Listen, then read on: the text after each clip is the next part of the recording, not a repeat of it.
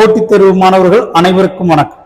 இந்த பதிவில் நாம் காண இருப்பது 6ஆம் வகுப்பு குடிமையியல் பகுதியிலிருந்து முதல் பருவத்தில் சமத்துவம் பெறுவோம் என்கிற லெசன்ல மிக முக்கியமான வினாக்கள் மற்றும் விளக்கங்களை நம்ம காண இருக்கிறோம். சரி, வாங்க முதல் கேள்விக்கு போயிடலாம். சவுத் ஆப்பிரிக்காவில், தென்னாப்பிரிக்காவில் உலக அளவில் அமைதி நிலவும் மனித உரிமை போராட்டத்தில் முன்னோடியாக திகழ்ந்தவர் நெல்சன் மண்டேலா.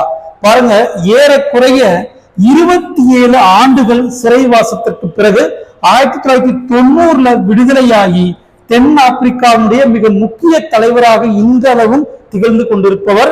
பாருங்க, உலக அமைதி மற்றும் மனித உரிமைக்கான போராட்டத்தில் முன்னோடியாக திகழ்ந்தது நெல்சன் மண்டேலா. மறந்துடக்கூடாது. இதை கேட்டான ஒரே ஒரு கேள்வி, அவர் எந்த ஆண்டு விடுதலை அடைந்தார்? 1990. எத்தனை ஆண்டுகள் சிறைவாசம் அப்படின்னா 27 ஆண்டுகள். சரி, அடுத்து வாங்க.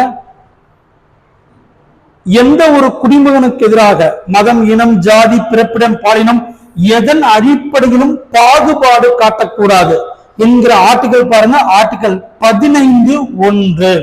சரி, டிஸ்கிரிமினேஷன். ஒரு இந்திய குடிமகனை எதன் அடிப்படையிலும் டிஸ்கிரிமினேட், வேறுபடுத்தி பார்க்க கூடாது. ஆர்டிகல் 15.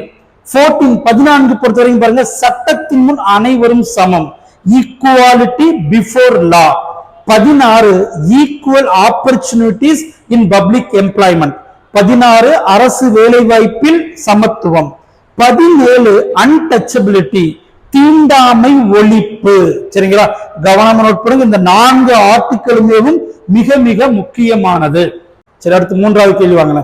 இந்தியாவில் சமத்துவமின்மை மற்றும் பாகுபாட்டிற்கு முக்கிய காரணம் ஜாதி முறைகள். கரெக்ட். ஆரம்ப காலங்களில் சமுதாயம் என்பது தொழில் அடிப்படையில் பிரிக்கப்பட்டிருந்தது. அந்த தொழில் அடிப்படையில் பிரிக்கப்பட்டிருந்ததன் பிற்காலத்தில் ஜாதிகளாக மாறி தற்போது சமத்துவமின்மை மற்றும் பாகுபாட்டிற்கு காரணமாக விளங்குகிறது. 2 ஸ்டேட்மெண்ட்டும் கரெக்ட். Correct explanation.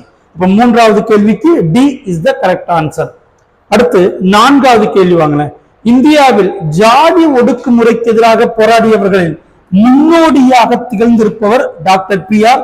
அம்பேத்கர் அவர்கள். சரிங்களா, இந்த ஜாதி ஒடுக்குமுறைகளுக்கு எதிராக போராடி மற்ற எல்லாருமே அதற்காக. இந்த கேள்வி பாருங்க, இந்தியாவில் அப்படின்னு வந்திருக்கிறதுனால அம்பேத்கர், ரெட்டமலை சீனிவாசன், அயோத்திதாசர், எம்.சி. ராஜா இவர்கள் எல்லாம் ஜாதி முறை ஒடுக்குமுறைக்கு எதிராக போராடியவர்கள்.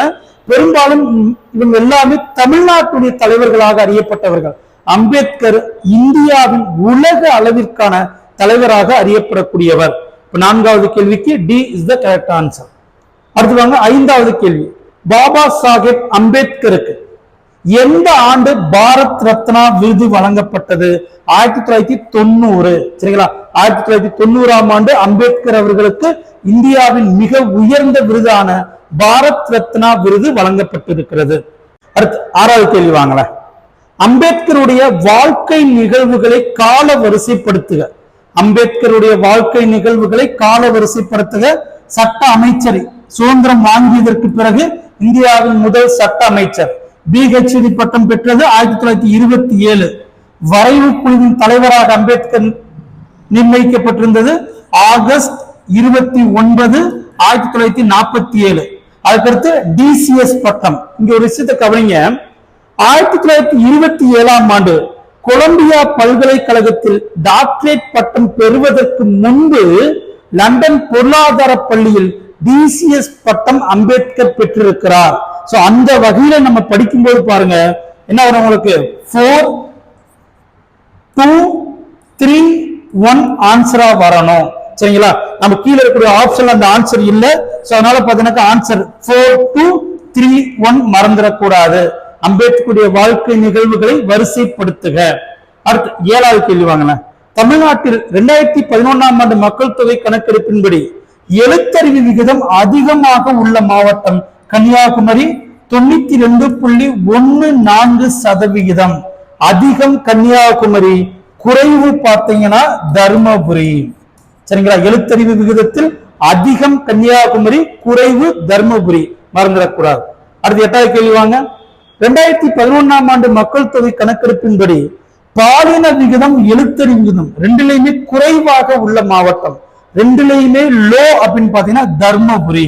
சரிங்களா, ரெண்டுலயுமே கம்மி, தர்மபுரி மறந்துடக்கூடாது. இப்ப இங்க செக்ஸ் ரேஷியோ பாலின விகிதம் என்றால் என்ன? 1000 ஆண்களுக்கு எத்தனை பெண்கள் இருக்கிறார்கள்? அந்த வகையில பாருங்க, தமிழ்நாட்டில் பாலின விகிதத்தில் அதிகமாக உள்ள மாவட்டம் நீலகிரி. நீலகிரியில பாருங்க 1000 ஆண்களுக்கு 1041 பெண்கள் இருக்கிறார்கள். தர்மபுரியை பொறுத்த வரைக்கும் 1000 ஆண்களுக்கு 946 பெண்கள் இருக்கிறார்கள். இது தேசிய ஆவரேஜை விட அதிகம். இந்தியாவை பொறுத்தவரை பாருங்க, தேசிய ஆவரேஜை விட தமிழ்நாட்டில் செக்ஸ் ரேஷியோ அதிகமாக இருக்கிறது. 8வது கேள்விக்கு பி இஸ் த ஆன்சர். அடுத்து 9வது கேள்வி வாங்கல. பின் வருவனவற்றுள் சரியானவற்றை தேர்வு செய்ய. Correct statement. நமது அரசியலமைப்பு நிலத்தால் ஒன்றுபட்டுள்ளதாக பாருங்க, நமது அரசியலமைப்பு இந்தியா நிலத்தால் ஒன்றுபட்டுள்ளதாக கூறுகிறது. தவறு. நிலத்தால் பன்முகத்தன்மை. இந்தியா பாருங்க ஒரே மாதிரியான நிலவியல் அமைப்பை கொண்டிருக்கவில்லை. ஃபர்ஸ்ட் ஸ்டேட்மெண்ட் தவறு. அங்கே ஆன்சர் வந்துடும். தவறு தவறு தவறு. அப்ப B is the correct answer. அப்ப இந்த ரெண்டு ஸ்டேட்மெண்ட்டுமே நமக்கு புக்ல இருந்து நேரடியாக கொடுத்திருக்கிறார்கள். ரெண்டு statement correct. First statement is the wrong statement. அப்ப 9வது கேள்விக்கு B is the correct answer. அடுத்து 10வது கேள்வி வாங்க. சட்டத்தின் முன் அனைவரும் சமம் என்று கூறக்கூடிய ஆர்டிகல் 14. சட்டத்தின் முன் அனைவரும் சமம் ஆர்டிகல் 14. ஆர்டிகல் 15 15 பாருங்க, டிஸ்கிரிமினேஷன். இந்திய மக்களை எதன் அடிப்படையிலும் வேறுபடுத்தி பார்க்க கூடாது. 16 அரசு வேலை வாய்ப்பில் ஈக்குவாலிட்டி, சமத்துவம். 17 தீண்டாமை ஒழிப்பு, மறந்துடக்கூடாது. சரி, அடுத்து 11வது கேள்வி வாங்க. அப்துல் கலாம் பற்றிய பின்வரும் கூற்றுக்களில் சரியானவற்றை தேர்வு செய்க. இந்தியாவின் ஏவுகணை மனிதன் கரெக்ட். 10வது குடியரசுத் தலைவர் தவறு.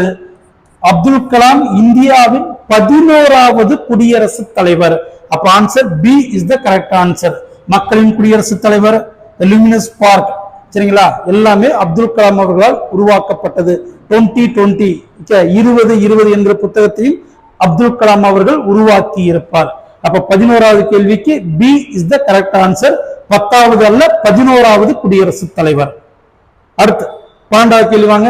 இந்தியாவில் முதல் கிராண்ட் மாஸ்டராக விஸ்வநாதன் ஆனந்த் தேர்ந்தெடுக்கப்பட்டது எந்த ஆண்டு? 1988.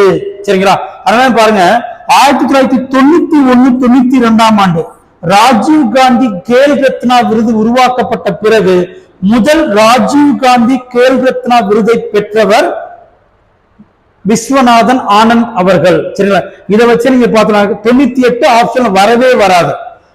சரிங்களா, ஈஸியா நீங்க எடுத்தீங்கன்னாக்க 98 நீங்க எலிமினேட் பண்ணும்போது இந்த பாயிண்ட்ல யூஸ் பண்ணணும். அப்ப 91 92ல இந்தியாவின் விளையாட்டுத் துறையில் உயர்ந்த விருதான ராஜீவ் காந்தி கேல் ரத்னா விருது விஸ்வநாதன் ஆனந்திற்கு வழங்கப்பட்டது. தற்போது அந்த விருது தயான் சந்த் கேல் ரத்னா விருதாக பெயர் மாற்றம் செய்யப்பட்டிருக்கிறது.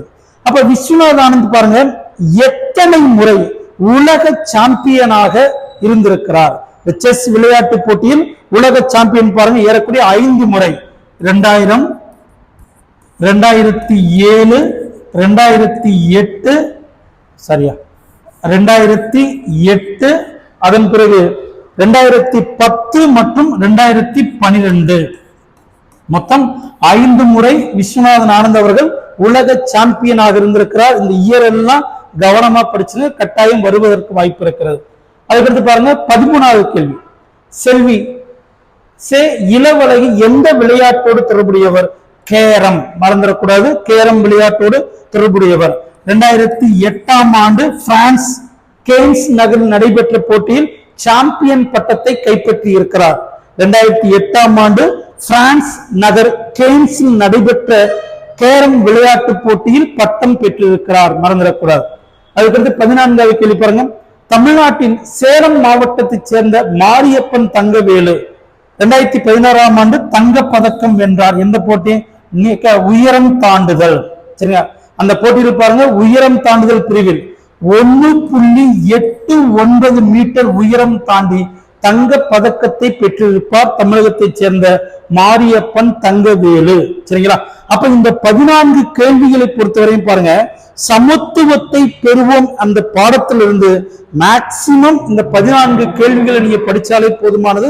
வேற எந்த கேள்விகளும் அங்கு உருவாக்குவதற்கு வாய்ப்புகள் இல்லை. கட்டாயம் இந்த பதிவு ஆசிரியர் தகுதி தேர்வு மற்றும் காவல்துறைக்கு தயாராகக்கூடிய நண்பர்கள் அனைவருக்கும் பயனுள்ளதாக இருக்கும். நம்ம சேனலை தொடர்ந்து பாருங்க, சப்ஸ்கிரைப் பண்ணுங்க. அடுத்த பதிவில் நாம் பார்க்கலாம். நன்றி.